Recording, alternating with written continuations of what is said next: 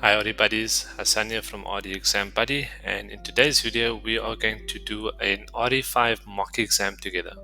So how this will work is I'll read out the questions and we will then go through each of the answers, eliminating each of the incorrect answers until the point that we get to the correct answer for each question. I'm going to put a little challenge forward to all of you.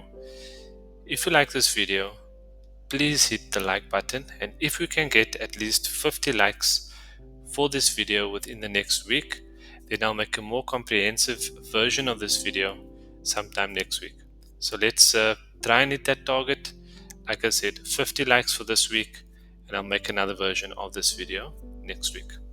So let's go.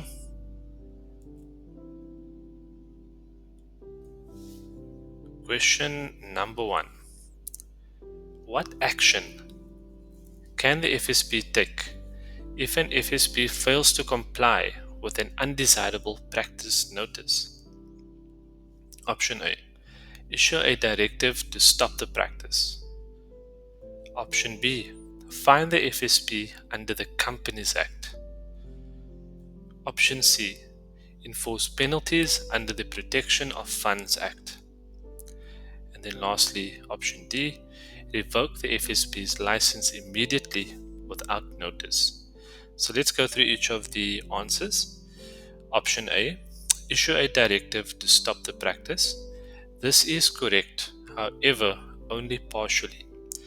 While the FSCA can direct an FSP to cease their undesirable practice, this is not the only action the FSCA can take, therefore making it incomplete.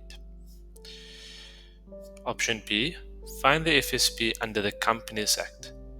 This is incorrect, as the FSCA imposes fines under the FASE Act or the Protection of Funds Act and not the Companies Act. Let's look at option D. Revoke the FSP's license immediately without notice. This, again, incorrect. The FSCA must follow due process and therefore cannot revoke licenses without notice or a proper investigation. Therefore, the answer is C. Enforce penalties under the Protection of Funds Act. The FSCA can impose penalties, compensation orders, and cost orders under the Protection of Funds Act for non-compliance.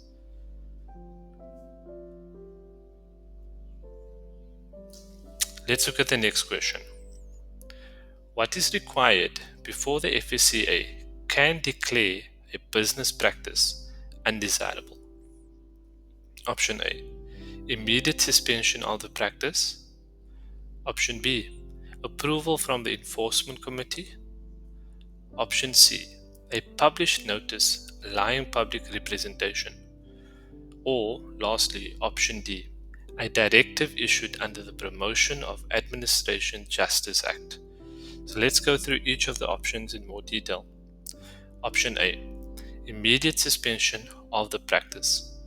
This is incorrect. The FSCA cannot immediately suspend a practice without following the procedural steps outlined in the FASE Act, including issuing a notice. Option B. Approval from the Enforcement Committee. This, again, incorrect. The Enforcement Committee handles non-compliance but does not approve declarations of undesirable practices. Option D. A directive issued under the Promotion of Administrative Justice Act. Incorrect.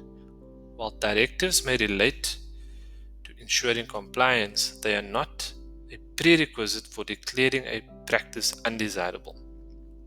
Therefore, this question, the answer is C. A published notice allowing public representation.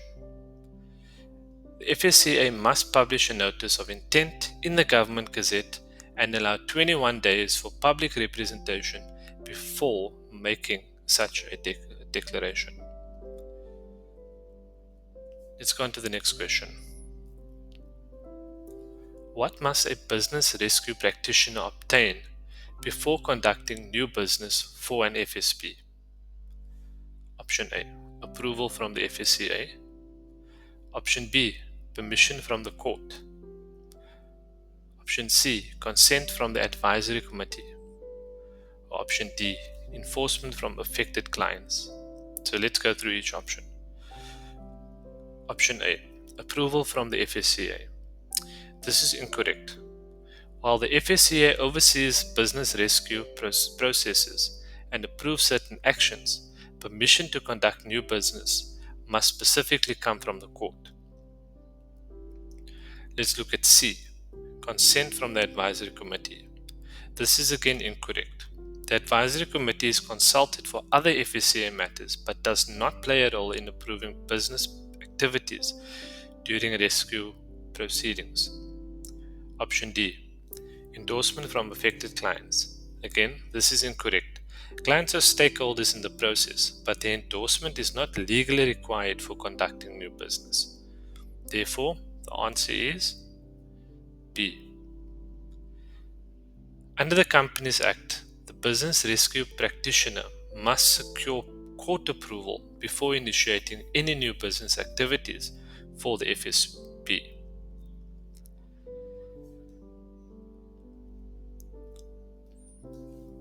Which of the following directly causes the lapse of an FSP license?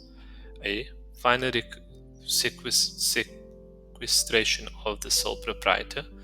B. Temporary inactivity of the business. C. FSCA initiated withdrawal. Or D. Voluntary suspension of the license.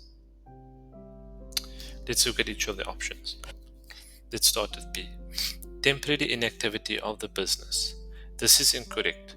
While a dormant business may indicate inactivity, the FSP license does not lapse automatically for temporary dormancy unless the inactivity becomes permanent or the business is dissolved. Option C, FSCA initiated withdrawal. This is also incorrect. The withdrawal is a separate action initiated by the FSCA and does not equate to a lapse.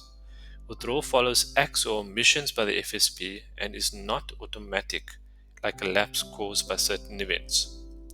Let's look at option D. Voluntary suspension of the license. This is incorrect. Voluntary actions such as suspension do not directly cause a license to lapse.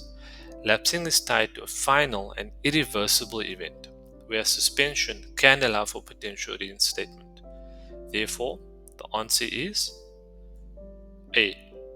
Final sequestration of a sole proprietor. According to the rules, a sole proprietor's FSP license lapses if they become permanently incapable of carrying on the business due to events such as sequestration, death, or other incapacity. This fits the criteria for an automatic lapse. Which scenario prevents the immediate reapplication of a new FSP license? A. Voluntary surrender of the license. B. Final liquidation of the license. C. License withdrawal by the FSCA. Or D. Dormancy of the FSP license. So let's go through each option. Option A. Voluntary surrender of the license. This is incorrect. When an FSP voluntarily surrenders its license, it can immediately reapply for a new one, as no punitive conditions are attached to the voluntary lapsing. Option B. Final liquidation of the FSP. Again, this is incorrect. While liquidation leads to the lapse of a license, it doesn't inherently prevent the entity or its reps from applying for a new license, provided legal and operational requirements are met. Let's look at option D. Dormancy of the FSP business. This is incorrect. While dormancy can lead to lapsing if prolonged, it doesn't carry punitive restrictions, allowing the FSP to reapply for a license without delay. Therefore, the correct answer is option C. License withdrawal by the FSCA. A withdrawn license comes with significant consequences, including the fact that any future application for a license is negatively affected. This creates a barrier to immediate reapplication.